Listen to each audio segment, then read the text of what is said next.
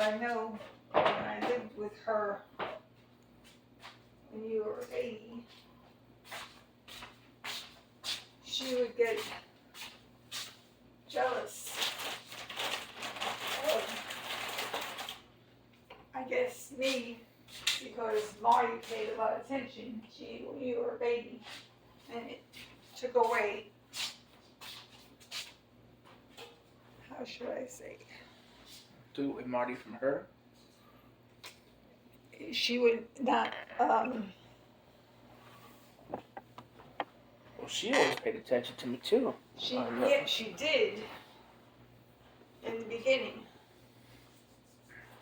but then she would argue with Marty all the time, but he was spending more time with you, or more time with me and you, when you were a baby.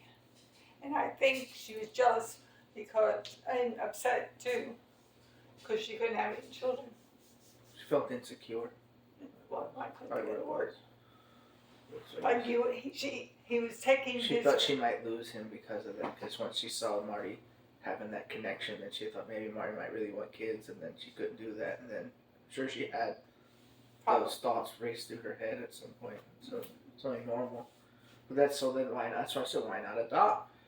Colin and I never talked about it. See, I never knew that she couldn't have any children until... That's what I'm saying. You guys don't even know like basic facts about each other. You know what I'm saying? I only heard that from Grammy. And I knew Chrisanne had problems with her eyes, but then when she was telling me about her chemotherapy and her radiation, I didn't think she would ever get pregnant, but she did. But between me and you, she was pregnant once before with Jimmy, her first husband. You might not even remember him. No, I know Jimmy very well. Flanagan? Yeah, I remember seeing him. I went trick-or-treating in the park right around the block. I don't remember if you remember. Long hair, hippie dude. Yes, I know. I have his face right in my database. I know exactly what he looked like. Okay, well, she got pregnant with him, with his child, and she didn't want it.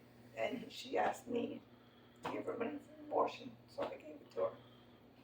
That was our little secret. No one ever knew. Grammy and Gramps didn't know. Colin and Marty didn't know. Kevin and Franklin, nobody knew except me and her. Now you. Well, doesn't that tell you something that this family or whatever has so many secrets from each other that you and Carla basically were the first two, so you guys should have been really close. You weren't. And she didn't tell you, but then Chrisanne was third, and you guys ended up becoming close, I guess, because you ended up in the middle, because then Kevin becomes born, and I guess Kevin probably got a bunch of attention. He got a lot of attention. So, from Gramps, especially. Yeah, and Kurt. Well, I know he still does. So, well, a prodigal son. Kurt and Kelly were born. Huh? I said Kurt felt like second fiddle. Well, yeah, that's another, but it there's a staggered effect because you were the baby at one point in time, so I'm sure Carla at the time felt like, well, now I'm not getting the attention because you are. And then when Chrisanne was born, you became middle child, which usually there's a middle child syndrome. But Kevin was born like right after Chrisanne. There was 7 years difference. There's 7 years? Is it that many really? Yes. There's 10 years between me and Kevin, and 13 years between Kevin is 50. No, you're saying 7 between you and Kevin. I'm talking about Chrisanne. I said 7 years between Chrisanne and Kevin. Chrisanne was born in 59, Kevin was born in 66. That's 7 years.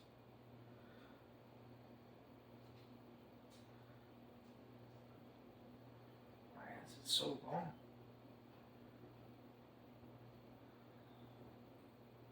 I didn't know there was that long. So Kevin is much closer to Kirk. Yeah, he's 2 years older than him. So you ended up being only 2 or 3 years from Chrisanne? 3 years older than Chrisanne. There's 3 years between me and Carla, 3 years between me and Chrisanne. So it's 3, 6, 9, basically. Right. So Carla was born in 53, I was born in 56. Why then? See, that's what I'm saying. College, there's just something. Her being the oldest, she should have. Usually, it doesn't work that way. Usually, there's like a chain, you know. What do you mean? A chain? I can't explain it, but like there's a middle child syndrome. The oldest child is the trial child, where the parents raise them and do everything like strict on them because they want to get it right. You know what I'm saying? And they don't know what they're doing, so they read all the books and they watch all the shows and they ask the grandparents, what do we do? And everyone gives them the advice and they follow everything to a T. And then all of a sudden they have another baby. And then now they know everything with you, right? They've been through it. They've had labor. They got the crib. You get the hand-me-down clothes. Everything's second fiddle. You know, too fat. So, sorry. well, whatever. But you get my point. I know what you're saying. She's the trial run, and you're the, we've got this fixed. We know how you have a fever, and it's like, she'll be fine. So instead of over babying, the first child, you get the looser, easier crap, and then the resentment comes in from the older child, like, you didn't do that to me. And every time you get bullied, they take your side because it's like, hey, that's not right. Like, leave her alone, because they're being easier on you than they were on her. And there's a resentment there. And so that's where that initial split usually happens. But once the third child comes in, now everything really is old hat. And now they've got a nice, happy family, and everything's getting big, and they're too busy to split their attention evenly 3 ways. And the older child at that point is usually asked to lend a hand and is immediately promoted to deputy adult. You got to babysit your 2 older children, or 2 younger kids, right? So at that point, she can no longer be your sister because she's too busy being your parent, right? And so now you lose the baby privileges, and those go to Chrisanne.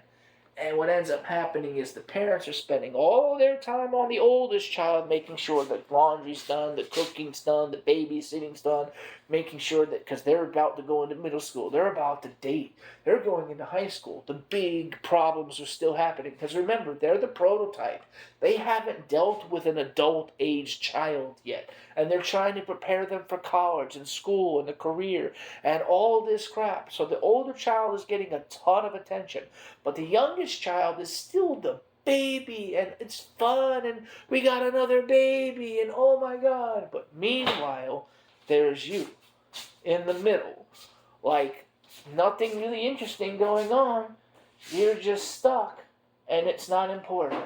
So that's what I mean about you get the second-hand attention, the leftovers, and that's what I mean by the fact that, like, you fall through the wayside, and most of your formative years are just sitting there, like, as an afterthought. And as a result, they don't take the necessary time needed to develop you and your social skills. So, like in the Brady Bunch, it's Marcia. Marcia, right? So when you look at that, she is classic. It's Marcia, Jan, and Cindy, right? Mm-hmm. What does Jan constantly say? Marcia. You were Jan. You were the one that never got any attention because they doted on little Cindy, and Marcia was the older one and was always doing everything, going out and having friends or whatever. Marcia was pretty. Now, maybe Kala wasn't, pretty or homecoming queen or whatever like Marcia, but Kala was still older and getting attention. You were Jan, stuck in the middle, the awkward middle child, and nobody was giving you any attention. So that's why Kala was not close necessarily to you guys, I think. You'd have to corroborate. And then I usually the younger 2 kids aren't necessarily that close, but if anybody's going to be close, it would be out of the 3. It's not going to be the one that's taking the supervisory role, the older one. There's only one other possible combination, and that's you, Chrisanne. So the fact that you're closer makes more sense. I don't think I'm close to any of my sisters. So, but I'm saying out of the 2, Chrisanne didn't go ask Carla, No. she asked you. So you say I don't think I'm close, and that's probably true, because nobody in the family is really close to anybody, which is a bigger overarching issue. But I'm talking on a micro level. If it came down to do I pick A or B, she picked A. She didn't pick B. And so why was that choice made? And that's why I explained what I explained. She asked you because she was closer to you. She couldn't ask Kevin because Kevin's a guy. She can't ask Kelly. Kelly's too young, too far apart down the line. She can't ask Kala because Kala was the boss and she knew the boss would rat her out. So there was only one other person that was in the trenches with her the whole time. You. You're the only one that would understand. Because once Kevin was born, what did that make her? She stopped being the baby and she became another middle child. So she got some of those baby years and then she became more like you. I think Sam came to me because she knew I had the money. And Colin and Marty didn't have the money. I think they were saving up money for a house or something like that. Well, if they're saving up money for a house, then they did have money. That's a dichotomy right there. I think they might not be. But either way, I'm not really sure. I'm trying to even figure the year she asked me.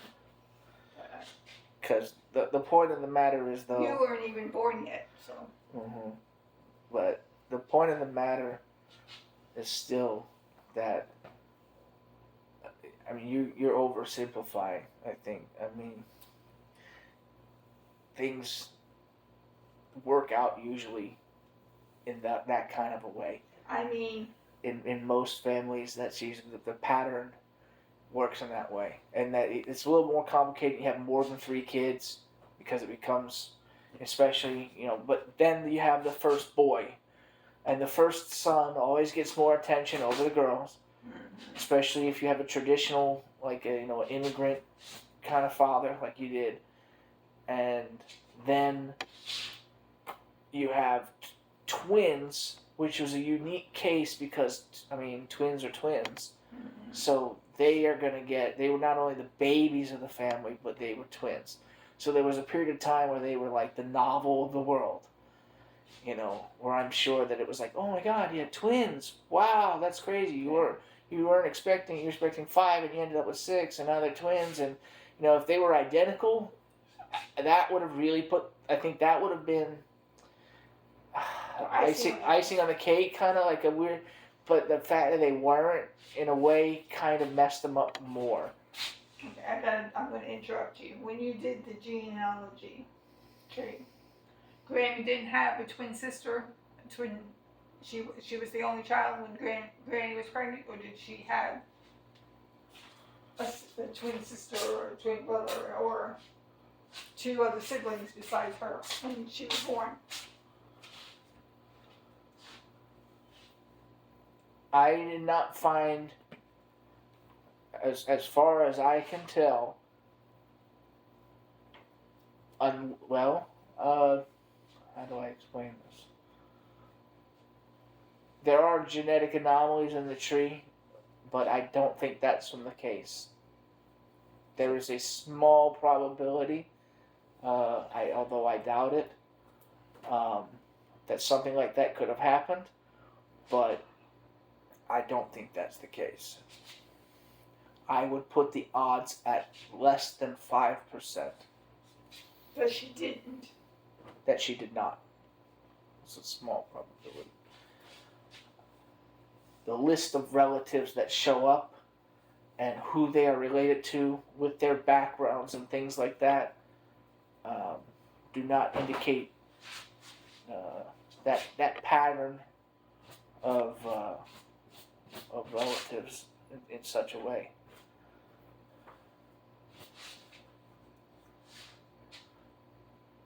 But you guys are not all related the way that you think you are.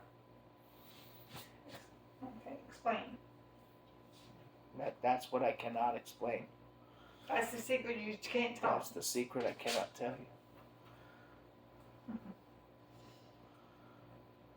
Well, for a long time, Carla and I thought Kirk and Kelly were Pat's true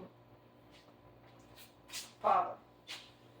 I don't know how true it is, but it's Pat Speranza, the guy who used to come over. He's the guy who worked at Madison Square Garden? Yep. I met him. I know exactly what you're talking about. And that I have a theory about that myself. But you said something different than me. So it is what it is. I met him in 1994. The Rangers were in the playoffs, and Grammy was going to let him, we were going to go to the Stanley Cup finals together. We were going to watch the hockey game, yeah. And then I was told that we were going to go watch Game 6. I remember the game, the day, everything as if it were yesterday. And we were going to, because I was like, oh my God, I'm going to Madison Square Garden, I get to see, Rangers play the whole 9 yards. It's going to be amazing. And then all of a sudden, plans just, that's it, just we can't go. Why? I just can't. And there was really no, and I was like, that's weird, whatever, when you're a kid, you just don't think about it. And then years later, I went back, and that's the game Mark Messier scored a hat trick against Vancouver, and he guaranteed a victory. Now, it ended up being one of the most memorable games in history. And I was like, I could have fucking been there. And I always held on to that grudge because, like, destiny, like, come on. And so I never forgot Pat and that day and that whole thing. Like, I just never could forget it. And I was like, there's a reason why I'm supposed to remember this. And so years later, whenever all this stuff happened, I said, well, wait a second. It's really suspicious that this guy is coming over and that we would just go to a game. And, like, why? And I really started thinking about it, and I was like, that just doesn't seem right. That seems never knew suspicious. They had an affair. And then I started thinking, like, and then we couldn't. And then it was like, they would make sense that we couldn't because we weren't supposed to if it was a no-no. No, it wasn't a no-no. I wasn't around. You were 14, so I can't answer that. Now, I'm talking about, you're not hearing me. Like, she knew she wasn't supposed to be around him because she'd done something with him. And she didn't want to get caught or let Gramps on or, have suspiciousness or whatever for it. But the fact that she would still bring him over, and that made me think of, like, why is he there? And why is he hanging out in the house? And who is he there to see? And so then it becomes, how long were they together? Who and how many of them? Is it just Kelly, like you think? Or is it different children? Or are there more than one? And how many of them are actually Gramps'? Well, I know. That becomes the question. I can answer. They met. Ma started working at Shea Stadium in Yankee Stadium in Madison Square Garden in, I guess it was right after Kevin was born in '66. So she knew him since '66. Maybe '67 she knew him. I'm guessing. Because in '66 I was only 10. You sure it was 66? Yeah. Wow. Maybe it was 65. I know for a fact, DNA evidence wise, that the anomalies show up before that date. Before 65? Mm-hmm. So it could be possible there's more than one affair, or she met him earlier. Those are your two options. I think she met somebody before that. So Because that's another I don't thing. remember her when I was younger. And I lived in Grandma's house. So I lived in Grandma's house till I was 9 and a half, I think. Or house because of Kevin. We needed a bigger house. We couldn't stay at Grandma's house. It was too small. And I remember. I lived in Grandma's house? What? You said I lived in Grandma's house? We lived in Grandma's house? No, I said Colin, me, and Cassandra. Oh, you three lived in Grandma's house. Right. And the house was too, Grandma, the room we had was only big enough for three, because we had three separate beds in one bedroom. Was that upstairs? It was upstairs. For, what's her face? The wolf lady? So, I remember moving into the house in Flushing. It was just, I guess Ma was pregnant with Kevin when we moved into the house. Because I remember coming home from school. Coming home from school? What was that with the twins? I don't know if she was pregnant with Kevin or if she was pregnant with the twins. But I was coming home from school and Dad says, well, I'm taking your mom to the hospital. She's having labor pains. I'll see you later. Bye. So I can't remember if it was Kevin or Kirk and Kelly. So, but I know we lived in the house from 66 on. So. Well, it has to be Kevin, right? What? It has to be Kevin. That's what I'm thinking. It had to be Kevin first. Because of the year. Right. But I don't know if, I'm trying to remember. Because they were born in 68. Right. And you were already in the house, right? Yeah. So. Well, you couldn't. Because Carla graduated from Lutheran School, 8th grade. I was still, I didn't graduate. I ended. That's why she got that Lutheran school idea. I didn't know that Carla graduated Lutheran school. I thought that was just a thing that they. No, I always wanted to put you in Lutheran school, but I couldn't afford it. Dumbest fucking idea ever. I was doing so good in public school. Why you fix something that's not broke? But anyway, I don't even remember if I don't think Ma didn't work until after Kevin was born. So it had to be either 67 or 68. maybe 67 she started working in the stadium. And that's how, because he was a security guard or a something to do with, enforcing. I guess it was a security guard because he was dressed in like a cop uniform.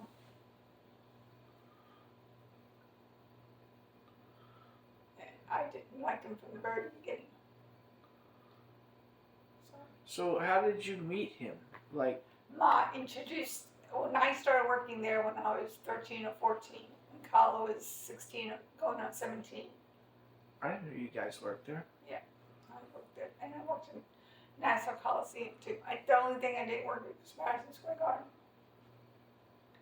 And she introduced, she said, if you ever have any trouble with any customers, call Pat. And I said, okay. And she gave us his extension or whatever, walkie-talkie or whatever it was. I don't remember exactly. And that's how I met him. And then he started coming into the house. And then she always made me go to, Carl was always working. No, she's going to secretarial school on Casino Boulevard. And I was always home early, so she always made me go to the deli on 45th and I can't remember the side street, the other street. It was 45th Avenue something. It was the German deli. Was it towards Casino? Towards Casino Park, yeah. And because I remember there was a candy store on the right-hand side, and then the deli was across the street. And she would I make think me I know the exact corner that you're talking about. Okay. You used to catch the N12 No. on the on that. 65, Q65, right on 45th Avenue. I swear the N12 was on. No, It was Q12 an was orange on- bus. That's the 65 was an orange bus. Well, okay. I And remember you it being an think- orange bus. The Q12 was the blue bus that I know was. the Q12 very well. Yes, I know the Q12. That was the one we took the most. Uh-huh. It's Q12 and the Q14, right? And then, Yes. but maybe why am I saying the N12 is a bus, right? No, it was N21. Oh, I'm flipping the numbers around. But N21 was an orange bus, right? No, that was it went to the Long Island to Nassau County. I swear we took an N21. Why am I tripping? I swear. Yeah. So, but we took the orange bus stopped at the 45th. I know an orange bus stopped there. So I was like, oh, this bus is a different color, and I like the color orange. And I always associated. I can't remember the other street though. It wasn't Casino Boulevard. It was going towards Casino Park. Well, anyway. I know they put the Golden Dragon was a restaurant when I lived when I was like running around doing my thing on the bicycle. They put the Golden Dragon. It was like a little bodega, and there was a what do you call it? Maybe a Korean restaurant or something on that street. On 45th. On 45th and it's like 162nd. Maybe it was. I think it's 162nd. It comes down that road, or once. Yeah, it has to be.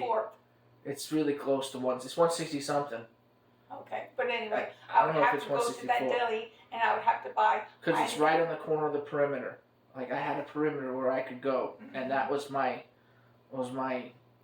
I couldn't go past 162nd. I couldn't go past 45th. Supposedly, I did anyway. But I remember that being a borderline, that corner. I would have to buy Heineken beer. I would have to buy roast beef. I would have to buy ham. I would have to buy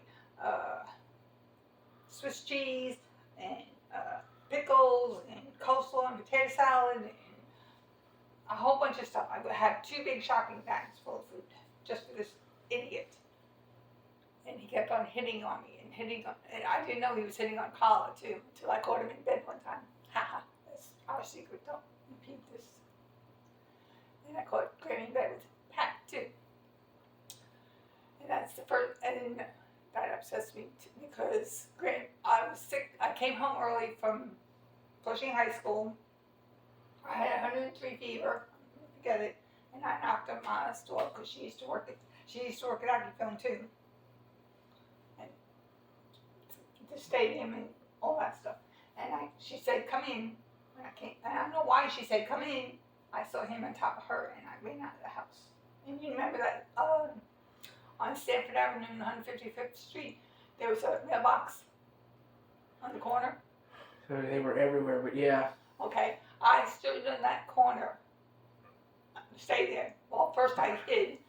Yeah, oh yeah, we used to have one right on our corner. Yeah. We had one on our corner too, but. Well, we lived on Stanford on 155th. Yeah. What are you talking about? It's our corner. Okay, but there was another one on 146th Street in Northern. There's another mailbox, but that's You said 155th in Stanford. You said our street. I meant to say 155th in Stanford. But anyway. Yeah, that's where we lived. Okay. Yeah, when you were little, yeah, but then we moved out. You're talking about the house in Flushing, right? Yes. When this happened? Yes. Look, in their bedroom upstairs. Yes. That's 155th. I know, but I'm saying you're saying that you went outside and you went down to the corner on 155th in Sanford. Right. The mailbox. Okay, so you just went 3 houses down the road. Yeah. Okay, so that's it. You just went that far. You make it sound like you went halfway across town. No, well, I ran first and then I came back so she could find me. And I stood there until I guess it got dark or something, or I saw her leave or something, and I just went in my room and I remember her taking a shower and changing into the sexy light green nightgown with slits all the way down the side. And I remember Dad coming in and she would say, "Hi, honey," really, seductive, and I would just get sick to my stomach. And she said, "Do you want something to eat?" Of course, he said, "Of course, I'm hungry." And she said, "By the way, Karen and I had a disagreement. Your daughter and I had a disagreement." She didn't even say my name. And he said, "Who?" And she said, "Karen, the troublemaker," or something. I don't even know what she said. And he called me and I said, "What? Or Dad or whatever." And he says, come down here and tell me what you and your mother had a fight about. I said, oh, I made up a lie.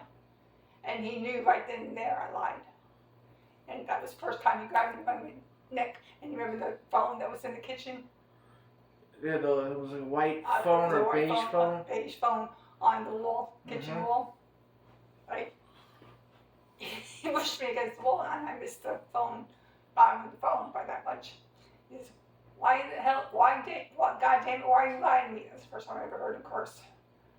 And I said, I'm not lying to you. In the meantime, I'm crying my eyes out because I said I can't tell my father. I saw my mother in bed with somebody else. I can't tell my father, you know. And I stuck to that story. And he says, well, let's say, go in bed. We'll talk about this tomorrow. I'm still mad at you. And I'm just crying myself. I cried until I fell asleep. I don't even know what time I fell asleep.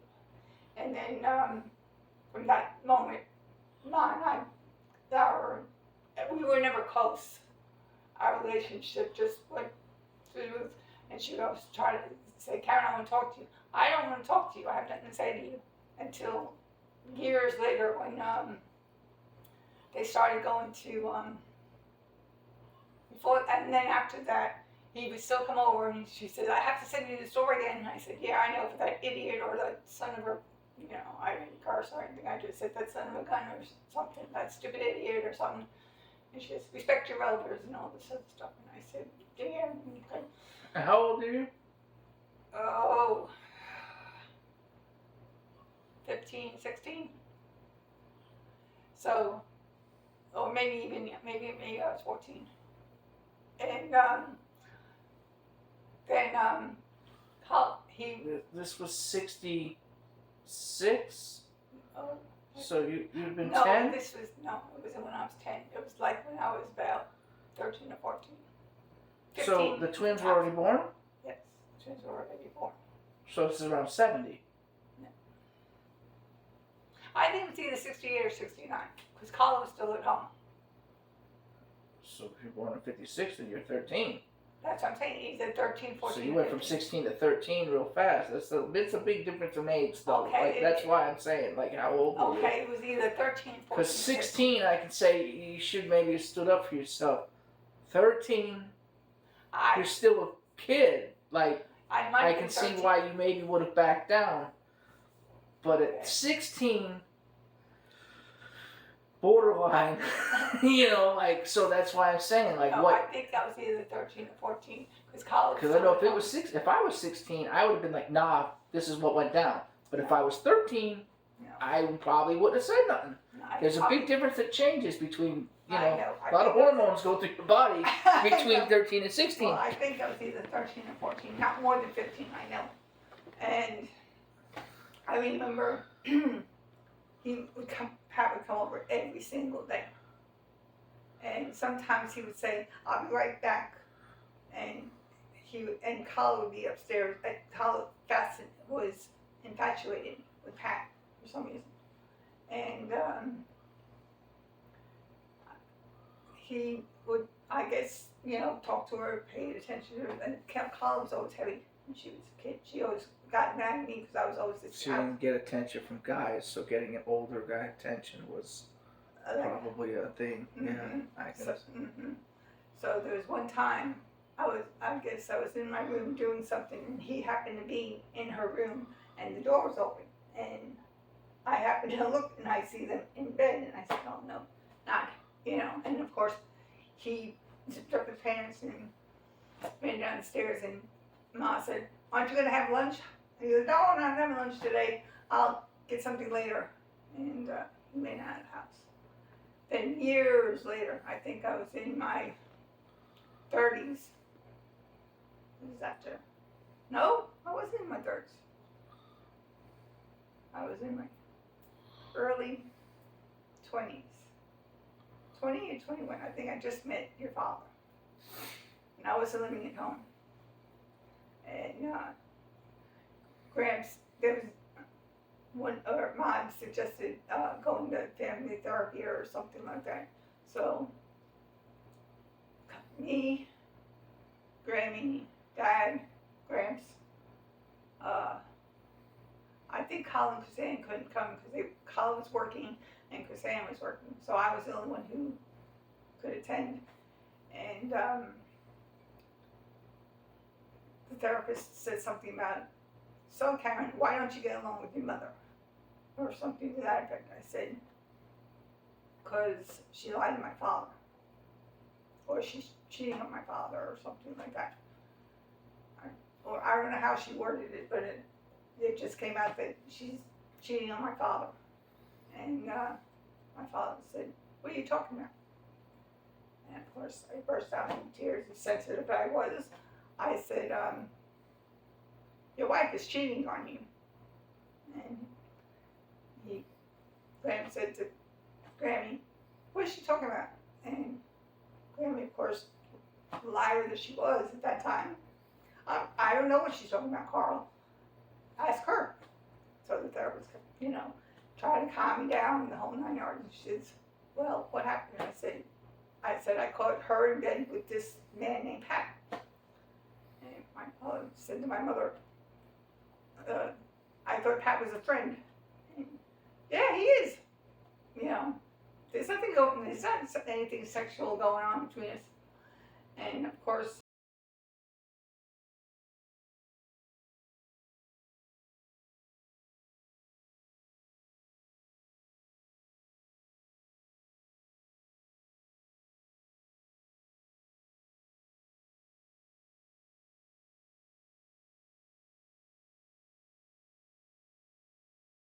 I said something. I never knew he knew.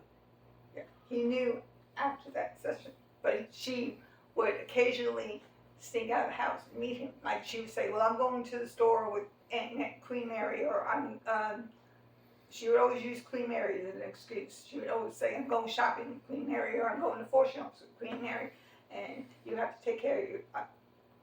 Kevin, Kirk, and Kelly, because Colin sometimes wasn't home. She was dating Marty at the time. And Chrisanne was always doing her thing.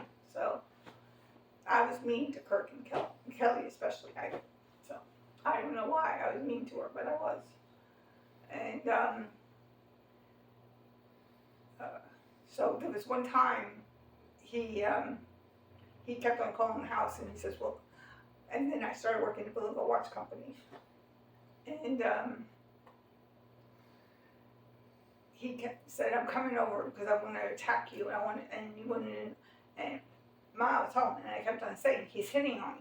And she would never believe me until I said, well, when he called, she happened to pick up the phone at the same time I did, because she didn't want him to know. She didn't want Pat to know that she was home. And she said, well, lead him on. And I said, oh yeah, this is great. So he says, well, what are you wearing? And I say, well, I'm wearing a plaid skirt with a beige shirt, and it's not a V-neck. It was almost like V-neck, and a short sleeve shirt. And he says, "They say, are you wearing a slip underneath it?" And I said, "Of course I'm wearing a slip underneath it." "Are you wearing your beige stockings and your black shoes and all this stuff?" I said, "Yeah." He says, "Well, I'm going to come over and we can go upstairs in your room and fool around or something to that effect." And I said, and he says, "Is your mom home?" I said, and Mom would shake her head and say no. And I said, "No, I'm all by myself." And he said, "I'll be right over." Sure enough, as soon as I hung up the phone, 5 minutes later, he's ringing the doorbell. And Ma knew that I was telling the truth for the first time in my life. She threw him out of the house, or she grabbed him kitchen knife and said, "If you ever do this to my door, I'm going to fucking kill you," or something to that effect. And he never came back for a long time. But I know after, Now, at that time, did you tell her about, because you had a perfect opportunity to tell her about Carla? Yeah, but I didn't say anything. See that? Right. Why not? Because now you had credibility, and you could have said, okay, now you did this, and you didn't, and then you could have mended a gap right there. That was the perfect time. No, it was Carl made me promise not to say anything about it, so I promised. But it's not. You see, I don't get that. That would have broke the promise. Well, because it's not. When Carla and them didn't fool around anymore, she would come home from work and in red letters, and when she would type Pat and make the, his name Mhm. with his name. If you know what I mean. Do you know what I mean? Type like a She- typewriter. She would type Pat, but she would make a P with the Pat's name, PP, Pat, Pat, Pat, Pat, Pat, Pat, Pat, Pat, Pat, with the letters. You know what I mean? Not really. I guess it's a Okay, you said Pat is PAT, right? yeah. She would make a straight line about this wide, like capital letters, Uh-huh. okay, and write Pat, Pat, Pat, Pat, Pat, Pat, Pat, all the way down, and then Pat, Pat, Pat into a circle to make a P, and then, you know what I'm saying? Do I have to write it? You're saying that she made. I don't know if I understand, but you're saying she wrote Pat into the form of the word Pat, like Yeah. this, She would write, like P-A-T, and Pat was written into the word, like there'd be a bunch of Pats in this letter, yes, and then there would be a bunch of Pats in in the A, Yeah. and then there'd be a bunch of Pats in a T. Yeah. Is that what you're saying? Yeah. Okay. Okay, so I caught her doing that, and I took it out of the typewriter, and I said, "You don't need that piece of shit." And I ripped it out. She was so mad at me. I thought it was going to kill me, but she didn't. Yeah. Never underestimate a woman liking a toxic dude. I mean, it's Well, just. But, oh, I could tell you stories. Mm-mm. That's just how it is. But he was still made it back to the house by '94. Mm-hmm. So I mean, Grammy never got rid Well, of him. she would talk. No, she never. She did for a while. Well, I remember when just before the twins were born, or maybe right after Kimmy was born, Ma and Dad had a fight. Grammy and Gramps had a fight, and she said, "So now let your father in his house again. I don't want him in his house anymore. I let him in because I wanted my father." But anyway, they were supposed to get a divorce. And Grammy or Gramps convinced Ma to let's work things out. To his knowledge, he thought things were going to be different, but it wasn't. So she always treated him like shit. Everything. I mean, he Yeah, did. I know. I saw it. I mean, she would make him. You probably saw maybe worse. I mean, he would clean the house. He would wash the dishes. He would vacuum if there had to be vacuum. He washed the blinds. He washed the windows. He did the yard work for our house and Grandma's house. I mean, and all she would do is go out and spend money like it was water. And I would just, there was times she would, everything we wanted she would say, make a list for a Christmas present. What Christmas present she wanted Santa Claus, because we still had to live Santa Claus because of Kim and Kirk and Kelly. And Colin would make a whole list that I want white go-go boots, I want stereo, I want and I would write a few things, and she would get that, and then some. I mean, we would, how Christmas was with all the presents. Put him into debt. So That's what I mean about like masculine women. That's masculine energy, and then that's Gramps being a feminine guy. It's supposed to be the other way around. It's his money. He worked for it, and yet she's calling the shots. Well, that bothered me a lot. That messes your children up. Mm-hmm. That's what I'm saying. It gets, and I grew up in that a lot. Because how do you think Kelly treated Lewis? You saw it. She was the guy. He was the girl. He's a lot like Gramps. So I went from one home that was like that to another home that was like. So you see the point. That's why do you think that I end up now with psychological and research and all that going, you know what? It cannot be that way. And with me being raised almost totally by women, because Lewis was never home, he worked too much, Gramps was never home, he worked too much, and I never knew my father, that I had women in my ear all the time telling me, this is what you need to do, instead of a guy telling me, this is what you need to do. And I was told the wrong information. And then I get out in the real world, and I'm like, oh, I was lied to. And men, unlike women, like you can rely on your looks and get somebody to pay your way. I can't do that. I have to pay my own way and pay the way of another person is what's expected of me. And so when I find out that I've been lied to because every woman in my life has been raising me in a feminine manner, and then I'm expected to be masculine later on, that becomes a problem. What did Grammy tell you when I didn't come home? You know, I listened to your voicemail. I didn't have to have her tell me anything. You left the voicemail. What did I say? Your voicemail, I don't remember the exact words, was like something along the lines of like, I'm going to work and I'll be back later or something like that. And then you didn't come home later or something like that. And then yeah, she took my keys. You called that night, and she was on the phone with you. And I believe I was downstairs while that phone call was happening, and I honestly, to be honest with you, I wasn't that concerned about it. I was just 12 years old, and I was just like, whatever, it's adult shit. Like, I really wasn't that into what was going on. And, like, I think she played the voicemail for me. It was the only reason why I heard it, I think. Like, I wasn't snooping or anything. And so, when I wasn't listening to what she was saying to you or anything like that, I just know that the phone call was going on, and I was just like, this is over my head, whatever.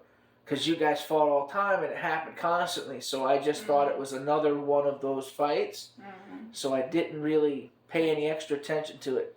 And then when it was over, she said something along the lines of like, well, your mom's going to go away for a while, or I don't remember if she said a while, or I'm sure she didn't say it forever or anything like that. I think she just said like it's going to be for a while, because usually they, you break the news like softly, and it's always, we'll see how things go, whatever like that. And I think she said like, well, she doesn't want to come back right now or something like that.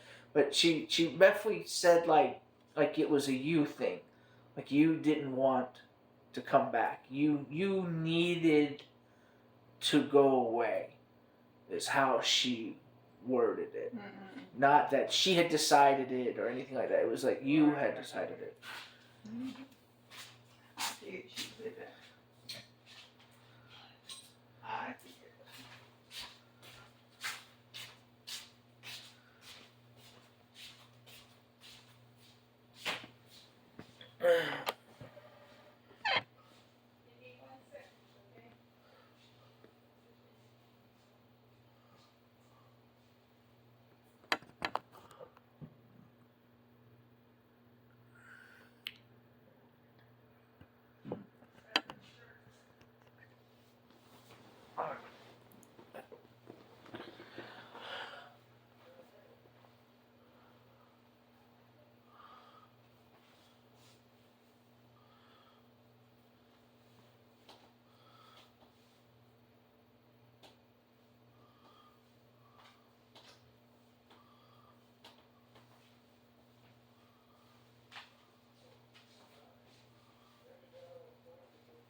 Oh man, my neck is killing me.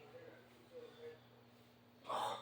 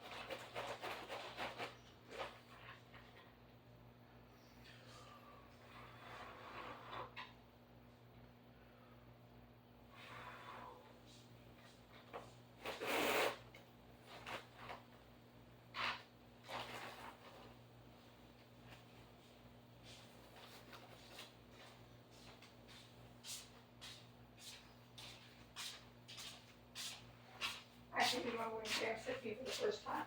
I was 12 years, just turned 12. And Grammy told me I was sitting in the room with the blue chair and the piano, blue couch. She told me to do the dishes or do something. And I said, shit, no. She said, wait till you get home. I told her, you're going to get spanked. She told Dad, he got the belt, brought me upstairs. Then he whooped me. That was the first and last time he hit me. I just can't remember him being mad enough to choke you up against the wall. Oh, yeah, he was mad at me. I've only seen him mad once At in my entire life. At me? 4. I don't remember what I did. I just remember I was standing right there at that door, about to come in the house, and I can't remember if it was Kelly or Graham or somebody got me riled up saying some bullshit lies that they were typically doing. And Graham's, believing it as he always did, because he was so gullible and just taking their side blindly without asking any logical questions or trying to follow a trail of breadcrumbs. And I was trying to explain myself, and I was just so, in those earlier days and younger, I was much more angrier, and my hormones were much higher levels than they are now. You dropped the pillow on the floor, so I'm going to throw it away. Is it the round one? Oh, it's that one? Yeah, that's right. It's the other day. I just couldn't get to it. I tried. I wasn't feeling good at that time. So anyway, I remember sitting at the door, and I was so mad. I was just yelling at his face, like, you know what? This is bullshit or something. It's always this crap. You guys suck and blah, blah, blah, blah, blah. And usually he was always just like, well, you know what? Just go home, or we try our best. And, he'll, how he does. He just talks his way out of it, and you're just kind of like, can't help but feel like, you know what? You're just a poor lamb in all of this. You're a pawn. But that day, he I don't know, it's something, he just went like, he shook and boiled, and I was talking to him, and I saw, I was like, oh, shit. I knew, I crossed the line that I never knew existed in my life. And I was just like, I just shut up, and he just said something about, you're not going to come in here? Or something. I forget what he said. You go home and whatever. I don't even remember what he said to me. I just remember the look, and I turned around and left. I just remember being like, holy, I was just shocked. I just remember thinking, my God, he does have fire in him. Like, I was just like, I'd never seen that anger look. And I don't know if it's because it's a guy thing or whatever, but I always thought he was a pushover. I just didn't think he had it in him. And so I was push. And then for the first time, he was like, that's the line. And I was like, there's a line. Oh, shit. Like, I just remember being like I was a little scared and impressed. Like, I don't know, like guys do this all the time where we try to find out where the lines are. Like, I don't know, like bulls butting heads. And like he'd never butt my head. I would always just bull into him. And that was it. Like Well, didn't he get mad when you didn't go to school? No! Like, I did so many, that day, it was nothing. I'd done so much worse shit. And he didn't care. Like, he was like, you can go to school today, whatever. He would just come in, like, knock the door down. He'd call Kurt to come knock the door down or whatever. He would never do anything. They would take the door off the hinge and then come drag me out of the shower or something or whatever it is. I'd go downstairs and hide, and they couldn't find me. I'd go up in the attic and hide. They couldn't find me. And then I'd come downstairs when it was, like, 4 hours later, and they'd be like, well, it's already the middle of the day. It doesn't matter. And then he would just be like, you should go to school. Like, it would just be nothing. And then that day, I don't know what it was, but people are weird. They have different values and what's important to them. And there must have been something about that day, or he must have just had a bad week, or it was the straw that broke the back, or I don't know what it was. I remember thinking that, like, this is what you're mad about? I just remember thinking, like, because it came out of nowhere. It was totally random. It was, like, Tuesday at 3 p.m. And he was just like, and I was like, what the fuck? Incredible Hulk! Like, you just changed. His eyes, like, just changed. And I just remember thinking, like, oh, shit. like that is a person I don't recognize. I didn't think that person existed in this world. Mm-hmm. And I was just like, I knew, like, you know what? This fight is not that important. I'm just going to go and leave that alone. Because I don't know what happens after this. I've never seen this movie, and I don't know how it ends. And I don't want to find out. And so it's just That's like... how I felt in the kitchen. I guess so. You know, because when Germans get mad, world wars happen. You know? So I just knew. I was like, okay. Because I know, I was like, if he got mad, then I don't know if, like, usually the calm ones when they get mad or the scary ones. And I was like, okay. But I was like, he'll get calm again, and then it'll be really hard to get him mad. So I just got to let him calm down, and then I'm cool. So just walk away. Just walk away. That's all I got to do. And 4 hours from now, I can talk shit again. But I'm not going to talk shit right now. See, I know how it is. See, when he be here, I be talking. But when he come back again, I be talking again. I know how to play this game. So I played it right. I said, okay, I'm cool. You're good. You got it. Round 1 to you. But I'm going to come back, and we're going to continue this conversation at a later time. Yeah, but it shot the hell out of me. But I can still see the look in his eyes today. I was just like, wow, it's there. Like, the legends are true. You know, because people are like, yeah, Gramps did this. It's like, no, he didn't. Shut up. You guys make up so many stories. And I'm like, no, I would hit it with a belt. Or he would do this, and he would do that. I was like... I never saw Colin get hit with a belt. I never saw Kazan get hit with a belt. I never saw Kevin. Just you. Just me. Really? Yeah. But Grammy said she always treated each one was different. And when I think about it now, she did. Colin was the smart one. I was the dumb one because I had dyslexia. Kazan was the party girl. That whenever she got into trouble, that's why whenever something serious happens, if you know, she laughs. Mm-hmm. Okay, so she was the funny girl, or whatever you want to call her. So it was like Chrisanne being Chrisanne, kind of that thing, where she got away with it because it was expected of her. Well, she used to do some crazy shit. She would get high as a kite, and she'd go sit on the roof and smoke her. I don't know if she was smoking her cigarettes or her joint or whatever, but she was always, and her makeup was always. That's why I think she got problems with her eyes now, because she left her makeup on all the time. And she would wake up, they'd running all over the place, and her eyes and everywhere else. Kevin, he was the smart one. He took after Paula, so he got special treatment too. Kirk and Kelly. Kirk got the shit in his stick because he had to live up to Kevin's expectations. But he had dyslexia, and Kelly had dyslexia too. No, Kirk didn't. Kelly did. Kelly had it. She had it when she went to high school. Before she went to high school, they found out that she had it, and that's when I guess they figured that's what I had when I was younger, because they thought I needed glasses in 3rd grade. Oh, so they didn't know. Till Kelly. Till Kelly. And then by then it was already... It was already... late. Too late. Because when I told the teacher, well, she said, no, Karen, it's saw. And I would say, okay. And then a B would look like a D, and I would say, instead of saying bed, I would say D, I don't know if that's D-E-D. Yeah. Okay, so the teacher would say, I think your daughter needs glasses. So they took me to the eye doctor, and I guess the doctor didn't know what the hell he was doing, and they prescribed me this I remember it was bluish green spider glasses. And Carla would call me 4 Eyes, and Chrisanne would join the club and say, hi, 4 Eyes, and then the kids in school would call me 4 Eyes, and I just went into my little show.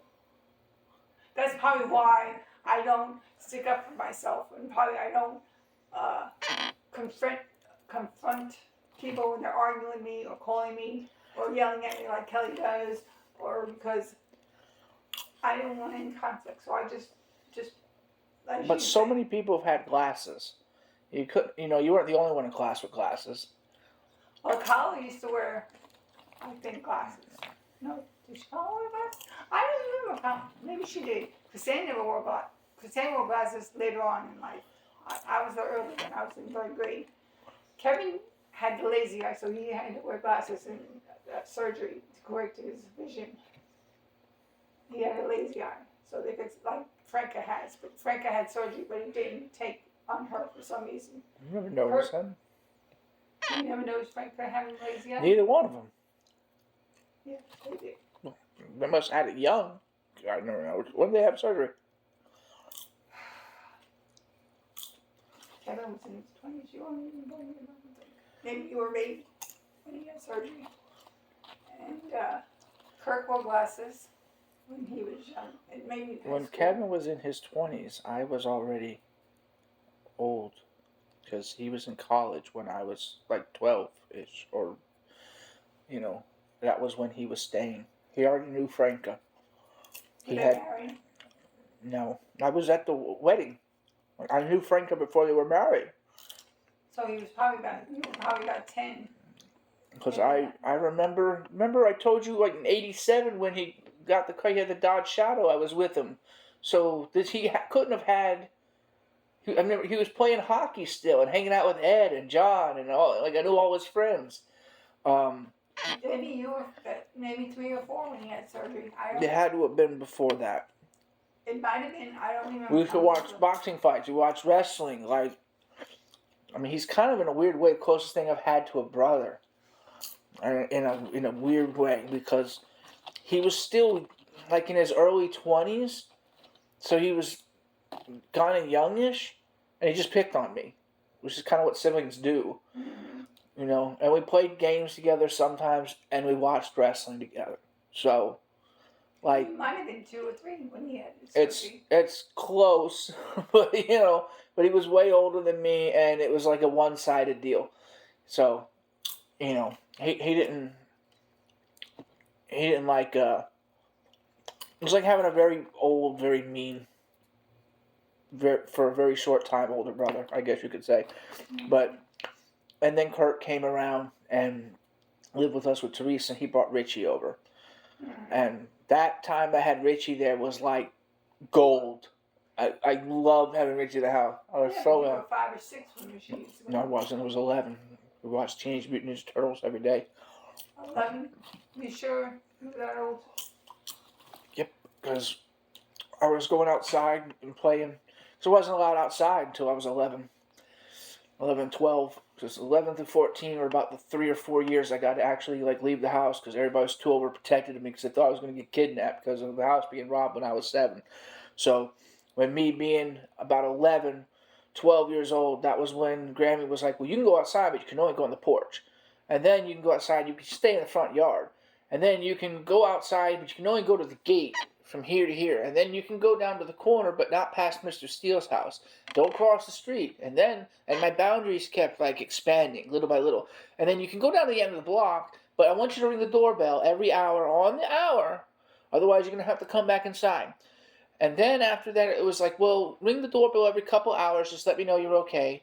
Or stay in the window area where I can see you, every so often. And then it was, you can go to 162nd Street and 45th Avenue and Northern Boulevard.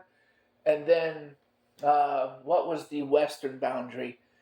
It wasn't as far down as PS 182. It was like Tony's Deli. Was a couple blocks. It wasn't Murray, but it was like a couple more streets, like Roosevelt Avenue, I want to say, or something like that. Roosevelt Avenue was closer to Main Street. But I had a little tract of land that I could go because I remember from the beginning I was exploring that land until it got boring, and then Ryan was like, "Come on, man, let's go over here. It's gonna be for 4 minutes. She won't find you. It's okay. We'll be right back real quick, man." And I was like, we had to go get spray paint to get a bicycle, so we would go over to R&S Strauss, which was across the street from Northern Boulevard. So we got our bikes, went to Northern Boulevard, got spray paint, came back, and then we spray painted the bike blue. We did all that. So we would take trips and go wherever. And then I remember that day because I was on 162nd Street, and I came back. And as I was crossing the street this way to come back from 162nd Street, Grammy happened to be in the freaking Silver Skylark just driving by, and she caught me right on the other side of the boundary, like not like too far. I was only like right across the street coming this way. And so I come this way and she goes this way. I'm like, you never leave the fucking house, you bitch.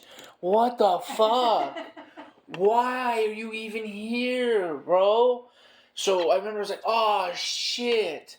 So I'm riding the bike back, and of course, in those days, like nothing happened instantly. You just were like, shit, that's gonna be a thing for later. And then so we just kept doing our thing, and then later on, I went home and she pulled in, and then like it was night. I stayed out as late as I could stay out because I didn't want to go inside. Because it's funny how you think about no cell phones, nothing. There was no instant I'm gonna get you. It was like the get you was always later. And so I remember coming inside and like nothing really bad happened. I never got it that bad, but I remember like she said like whatever, and I was like I was only like right on the other side of the street. It wasn't that far, which I lied about it, but it wasn't really a big lie because I was literally like I couldn't cross the road, and she caught me like literally on the other side of the street. I'm like, but you said 162nd, and I was on 162nd. I was literally on the other side of the street. Like, what do you mean? Like, can we just verify the specifics? So I just made her, made it down. And so she was like, look, I know that you've been going around and you've probably been doing whatever. Just be safe.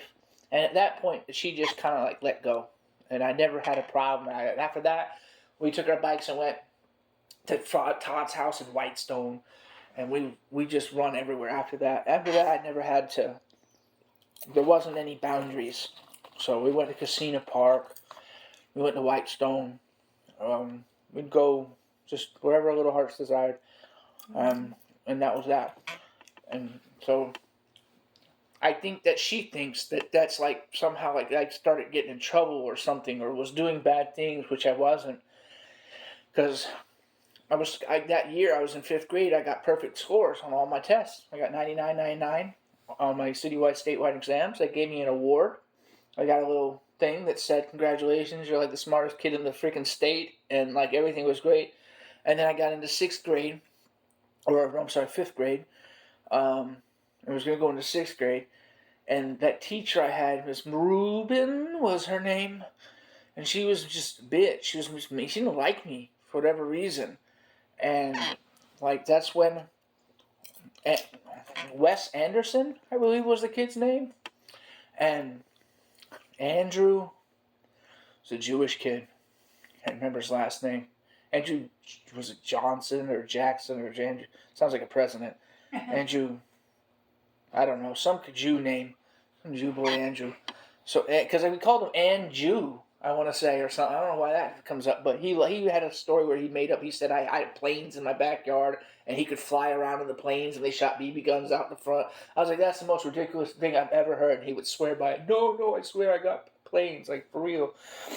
And anyways, so it's still to this day the craziest lie anybody ever told. And I wanted to believe him so bad. I was like, maybe that dude really does have planes. Like he's Jewish, he got money. But I used to think things like, because I didn't know, I hadn't seen the world. I was like, maybe people have planes in the backyard. Maybe I'm the stupid one. Like, it was just so believable. And so that day, like, there was a compass. There's a little compass where you make circles. And I took the compass and I put it in my desk. And they were like, does anybody have a compass? And I remember thinking, like, well, it could be a directional compass. Not being specific. And nobody knows about autism. Like they don't understand that. Like today, today they get it. Now back then they didn't. You gotta be specific when you're talking to somebody like me. Like I knew what they were talking. I was like, man, maybe I have the compass. They could be talking about what I have in my desk. But if I say it, then they're gonna think I stole it. If I stole it, then I'm wrong. And if I don't say anything, I might be able to get away with it. So I'm going in my head like, do I want to speak up? Do I not want to speak up? But it could not be a compass. It could be another kind of compass. And I have all these thoughts going in my head. And while I'm doing that, they're like, Andrew's like going, he's got a compass right there. And I'm like, but anybody have how do you know that's not my compass? Number one, because I had a compass too. We all have compasses. Like that was like a mandatory item for us to have in our desks. But this Jew boy just like says him. I go, hey, fucking hate me. Why you rat me out? So they come up and they go, hey, this compass. He's like, yeah, that's mine. He looks at it and just says it's mine. And I'm like, how do you know it's yours? Like, it wasn't marked. It was just a metal compass. And he's like, "This mine. Yeah, you stole it." And she just took that and was like, "Aha, you stole a compass. Boom, boom, boom. Get out of class." And I was in, IGC, Intellectually Gifted Children. And she sent me to like the dumb class down the hall. And I remember sitting in class, and Stephen Klein was in that class. I hadn't seen him since kindergarten. And I was like, "Oh, what's up, dog? We haven't been in the same class in 5 years because I'm smart and you're stupid." And I was like, I remember you from like, kindergarten. What up? We haven't seen. We were 5 years old, and now we're like 10. How's it been the last 5 years? So I remember I sat next to Stephen, and I was like getting caught up on the last 5 years of his life. And they were like, "Okay, open your page to whatever." And we're in the book, and I remember opening the book. I'm like, "We did this 6 months ago. This is where you guys are? Wow!" And I was like, I'm bored. I ain't got shit to do. So I just started fucking off because I was bored. So they were like, "Well, he's not really paying attention to doing whatever." I'm like, "What do you expect me to do? You kicked me out of where I'm working for over a compass. Is a compass worth a child's education? Does that seem like does it seem like good teaching? Over a compass. Why does this not go to the principal? Why does it go to why is this not an executive decision? Why is the teacher making this decision, number one? Number two, over a compass. Number three, why wasn't the parents involved? Well, this is again, why didn't Grammy go to the school? Why didn't no? But instead, it's let's pull them out of class and let's just let this happen. Nobody went to school to fight for me. Nobody advocated for me. It just happened. And then I was pushed back, and because I was pushed back, I went from IGC to normal 5th grade, from normal 5th grade to a fucking normal 6th grade in this stupid public school, private school, and Lutheran school. And then I fucking went to summer school because I hated that shit. And then I was in summer school in 7th grade, and then I got left back in 8th grade, and then finally expelled. I had to do 8th grade twice because of that shit. And I was like, do you guys not fucking realize you should have just left me where I was? If you'd have just fucking said, "Hey, it's a fucking compass." Like, honestly, now that I think about it, like, that little compass ended up being a huge, like, turning point in my life, spinning around, just, like, 180'd everything. Like, one fucking compass. Like, if I had just said, "You know what, here, I have a compass," or whatever it is, your compass, or whatever, like, maybe I'd be a success today. Or if somebody would have just said, "It's not worth, that the punishment is not worth the crime. It's a fucking $2 item. I'll get you 5 of them tomorrow. Chill." Then we wouldn't be here today. That's why I said when I think about life on a grander scale, and I have that top down view, like I said before, that when you start to think about like little things, you just never know. That's why I take things so deliberately. Like when I tell you, like, don't do this or don't watch that or don't make every moment count, and you just kind of laissez-faire, whatever, I'm gonna do the same thing tomorrow that I did yesterday, and it's gonna be fine. You do not realize or don't seem to appreciate that one tiny thing can have a butterfly effect. And then 10 years later, you look back and go, "Man, I shouldn't have watched that video. I shouldn't have touched that compass. I shouldn't, you never know what's going to end up being a regret." And as I told you before, I learned about regret at a young age because I have that memory when I was 5 and I didn't put a Lego on that board. And it bugged me for the rest of my life. Just a Lego. What if I'd done that? And so I start to think about my life. And my life has had major repercussions all because of the dumbest shit. Like, I didn't put a Lego up. And I took a compass. And I somehow decided one day I'll go to Florida instead of North Carolina. Like, any one of those could have been fucking coin flip decisions. Mm-hmm. And here we are. And it's like, and maybe there's a couple others, but when I really break it down, you get maybe 5 moments in life. And if you zig instead of zag, it's done. So now when stuff comes up to me and they're like, "Okay, do you want rice or do you want brown rice or white rice?" And I'm like, and you wonder why people get anxiety, because I'm like, shit, if I choose the wrong fucking color rice, how do I know this isn't one of those stupid decisions that's going to cause a butterfly effect in the rest of my life? And I'm going to end up fucking, murdered on the side of the street because I picked the wrong rice, and then I had gas, and I went to the bathroom, and then I was